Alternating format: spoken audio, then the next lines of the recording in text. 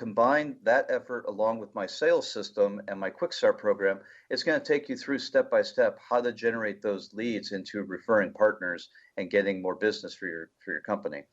LinkedIn has been great. One of the things that you taught me, Rhonda, was how to personalize LinkedIn at a level I had never done before, and really thinking about all those buckets in LinkedIn as holding containers for information, not necessarily a resume, made a big difference to the success I have had on LinkedIn. So thank you. Yeah, and you're very welcome. And, one of the things that I love about the fact of how you've grown your business through LinkedIn is that you see it as relationships, not transactions, but relationships. And, you're somebody who's built your entire business by referral, which for somebody who has survived the mortgage industry as long as you have, that is absolutely huge. And I know that one of the things that you do is you just have a lot of conversations with people. Right? You have a lot of conversations with people from LinkedIn. And if I guess my question really is, because I really believe that what we do is we're sharing information, we're being a resource. How would you tell the people that are listening in to start with giving? What would be the first step that you do or that you would recommend? With building those relationships and start with giving? Mm-hmm.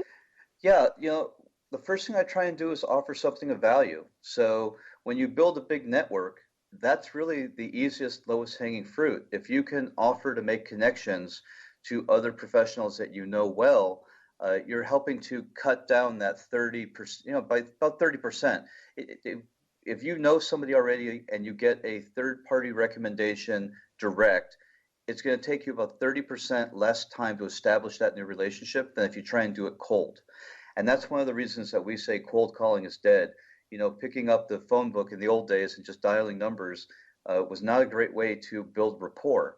And in fact, it became a little irritating for the consumer or for the referral partner. So getting that referral and opening up your book and really trying to help others grow their business without expectation of anything in return is the first step to a successful ongoing relationship with another professional.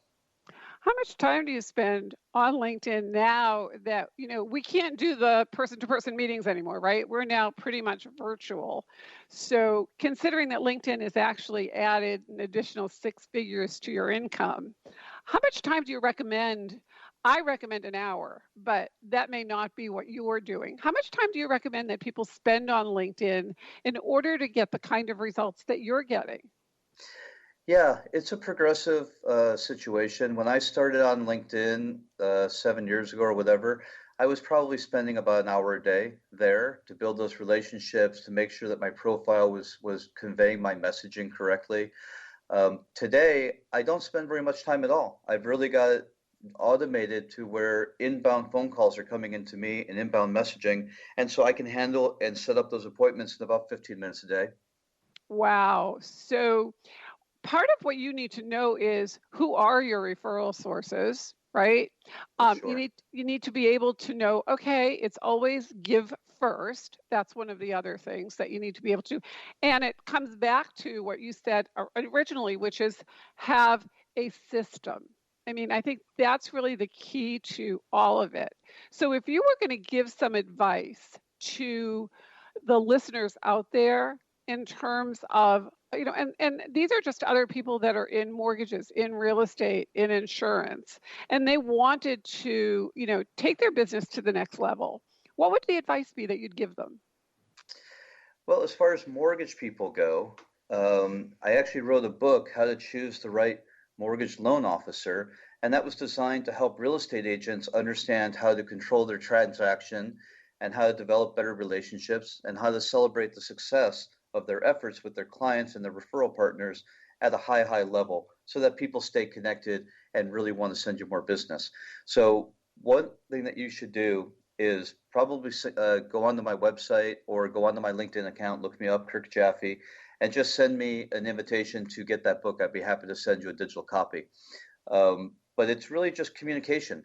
The first thing you need to do is tell people and tell your target clients, if you're a mortgage professional and you're trying to get to real estate agents, call them up, ask them how many transactions they're doing. And I've been asking one question now for about 20 years that I almost never get a positive response to. And that is, if you're a real estate agent, ask your mortgage people Sorry, the question goes like this. I've been asking real estate agents, what has your mortgage person done to help you grow your business? Meaning, a lot of these real estate companies have in-house mortgage professionals who take leads, and the real estate agents feed that mortgage professional all of his business. In return, that mortgage person generally doesn't do anything to help the real estate agents. So let's start to flip and change that conversation. If you're a real estate agent and you know what you need, you can ask your mortgage professional to do some things for you. For example, when I finish a mortgage transaction and there's a real estate agent involved, I get on the Skype or the Zoom call with the borrower, and I interview them, and I ask them for a testimonial on behalf of the real estate agent that serviced them, and I send it to the real estate agent as a gift. And I say, I thought you'd appreciate that your clients think so highly of you. I captured it on video for you that with permission so that you can use it in your marketing. And that alone is one thing that a real estate agent will fall out of their chair, because mortgage professionals just don't do things like that. So on the mortgage side, think proactively on how you can help your partners. And on the real estate agent side, don't be afraid to ask for what you need from your mortgage partner. I think that's absolutely brilliant. And what I would add to it is, when you give that video testimonial to that real estate agent, suggest to them that, they put it on their LinkedIn page, they put it on their Facebook page. I think it's just amazing that most people aren't doing that. So we have about 5 minutes left. And what I'd love to do in the last 5 minutes is just have you give your best suggestions for people that are really just kind of stuck. You wear so many hats, so they're just kind of stuck. They're not really sure how to take their business to the next level if they're in that mortgage real estate space, or perhaps they are looking to figure out a way to, just like we were, capture some of the money that's the equity that's in their home, right, and do something. So if you could just take the last few minutes and just give us some advice and then tell us how to reach you. Great. So you want me to focus the advice on the professional or the homeowner? Let's talk about the professionals, because Okay. I think those are the people that are listening. Perfect. So the best piece of advice, and the piece of advice that I use for myself every 90 days, is creating a one-page business plan. And I'm going to take you through that in literally 1 minute. And this is all you have to do. Don't overcomplicate it and don't overthink it.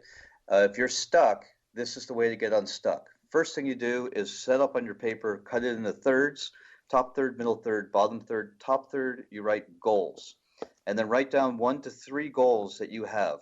Now, don't have time to get into SMART goals, but you can look that up, what that means. But you want to be specific. So try and be as specific as you can. Write down your goals. Then you want to work on your projects. The middle third of the page goes into projects, and write down 1 or 2 or maybe 3 projects. Now, a project is something that you work on that when you're done, is permanently installed. For example, setting up your LinkedIn page so it conveys your message appropriately. Make sure that you go ahead and do that. The third piece is your habits. Habits are like what you do, like breathing every day. So if you need to get up and make 5 phone calls or send out a email to your referral partner saying thank you, go ahead and do that every single day and don't ever miss it. If you do those 3 things and you update that plan every 90 days, you probably won't be stuck for very much longer. And the way to find out more about me is you can go to, I have a couple different websites. One is www.approvemyloankirk.com, www.approvemyloankirk.com. And the other is kirkjaffe.com. And the final one, as I said earlier, is 50gsalessystem.kirkjaffe.com. Any of those 3 places you can find out more. And certainly I look forward to working with all of you. I'm so excited that you were here, and I'm going to add one more thing to your list. I don't even know if you know that I do this, but I do a to-do list at the beginning of my day. But here's the really cool part. At the end of the day, I do a ta-da list. It's like, yay, ta-da, look what I got done. I love it. I am so excited that you joined us today, Kirk Jaffe. I'm Rhonda Scher, the host of Unleashing LinkedIn, and our guest today has been Kirk Jaffe. You are listening to Society Bites Radio. Please check the notes for the show so you can get all of our guest information. And remember, if you're not LinkedIn, you just might be left out. Thanks for joining us today.